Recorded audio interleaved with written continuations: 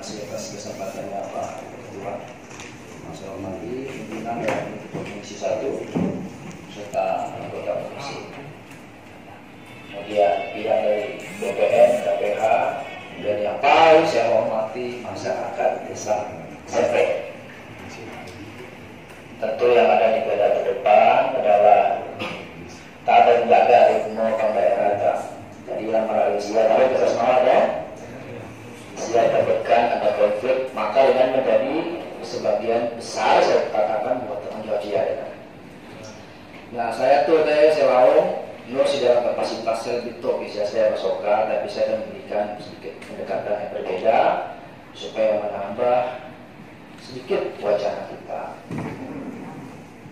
Berhubung kita agak timpang karena saudara para pihak yang satu ini jadi nosoka muka baru. Kita cukup adil kita bahas itu secara komprehensif, secara utuh. Mungkin ada yang terlewat ya. Kita bicara tanah itu kita bicara eksistensi berikut pelaksanaannya. Yang mendasar di sini sebelum kita terlalu detail membahas hal yang rumit terkait juga kawasan ataukah dan lain-lain, harus kita eksistensi dari umum seperti apa. Adakah yang tahu bahwa di zaman Hindia Belanda ada namanya klasir? Saya pernah dengar, kalau BPN saya nggak usah tanya, pasti tahu. Masyarakat tahu nggak? Itu diadakan tahun 1929. Ada yang pernah dengar masyarakat? Baik. Kemudian ada diadakan juga tahun 42. Apa tujuannya? Pemerintah Hindia Belanda yang tarik pajak laku masyarakat sebagai bentuk eksistensi bahwa dia menguasai lahan tertentu pada masa itu. Ini sekedar wacana ya, supaya kita siap di hearing kedua itu kita benar-benar punya senjata. Masyarakat juga bisa percaya diri. Saya bantu siapa? Karena kita terus terang di asosiatif. Apa di asosiatif? Kita tentu ada aturan hukum di samping. Kemudian di samping yang satu juga di sisi yang satu bisa tip bela siai belum bicara tanaman dimanfaatkan sebesar-besarnya untuk kemakmuran siap. Baik, saya lanjut di tahun 45 setelah kemerdekaan diadakanlah Pas Garuda. Ada yang pernah dengar? Entar dikatakan menolak data. Gak ada kan? Pas Garuda itu adalah momentum yang ada pemerintahan yang sah pada waktu itu untuk apa? Untuk melakukan pendaftaran tanah untuk yang pertama kali.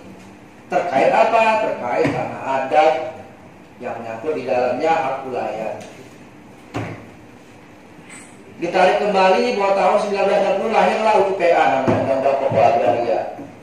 Lebih parah dari kita. Sekaligus melemahkan, tapi sekaligus ada kepastian hukum sudah mulai timbul karena negara dan peradaban sudah mulai maju.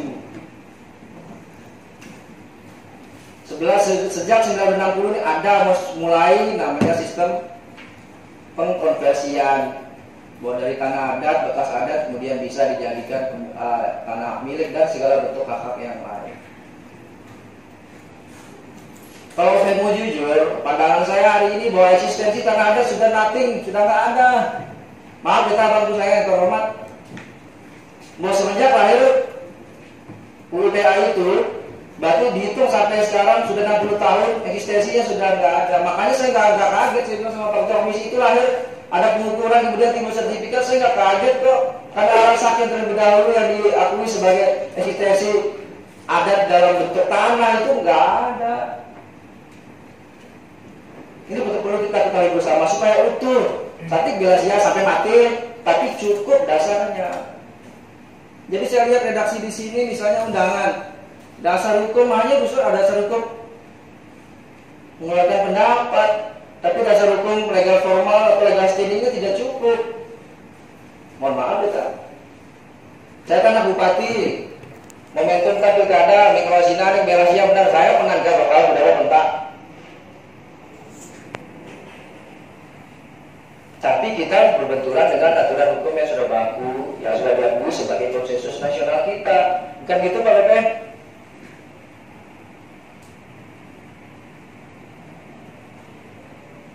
Jadi Moody's siapa yang cukup kompeten di bidang hukum. Saya banyak LSM yang cukup mumpuni di bidang hukum, sharing lah mengenai hak adat ini supaya lebih holistik pengetahuan kita mengenai objek tertentu, apalagi kita sensitif mengenai tanah 90 hektar lagi. Nyawa nggak ada artinya, itu bisa perut sama nyawa tuh ya tipis-tipis lah ya. Ya nggak sih? Saya nggak benar membaca di sini. Saya pikir tadi akan awet gitu. Saya bisa berantem sama Pak Ketut setiap kali bidang hukum karena seperti yang saya ketahui kasus beberapa daerah lain seperti di Aceh, di Kalimantan, ada yang masyarakat menang 90 hektar itu adalah seperratusan dari luas tanah yang ada di yang menjadi sekitar di Aceh itu, di Kabupaten Singil kalau nggak salah, Sigli atau Singil itu. Pemerintah mengeluarkan kebijakan yang tidak populis, tapi mereka berpihak. Berhubung ada kelemahan, kita harus ketahui juga dalam sejarah bahwa BPN pusat dalam pengukuran juga ada keteledoran kita, itu sejarah mengakui itu. Tapi di sini tidak ada kelemahan itu saya lihat. Itu justru eksistensi tanah adatnya lemah di sini. Nah kalau lemah, nanti kita tinggal dengar keterangan dari pihak Pemko juga nggak serta merta juga kuat. Ini sama-sama kalau saya lihat nih bergeningnya sama-sama sih mempunyai peluang sama. Beli Pemko nih, beli ke Teuta, eksistensi juga subjek itu juga nggak jelas. Ada peluang sih ya. Bisa kalau mohon tanah negara, tadinya wilayah kemudian dikuasai negara, bisa kalau mohon itu jadi hak perorangan, siapa bilang nggak bisa? Ingat loh, tanah wilayah itu bisa gugur kalau gara-gara apa? Karena kepentingan nasional. Maksudnya pindah proyek perkebunan besar raksasa atau untuk secara komunal, secara kolektif masyarakat. Tapi pindah proyek tertentu ya perkebunan ada ya misalnya. Ini pemerintah bau kok, bilang sama bupati itu lebih reasonable, itu lebih beralasan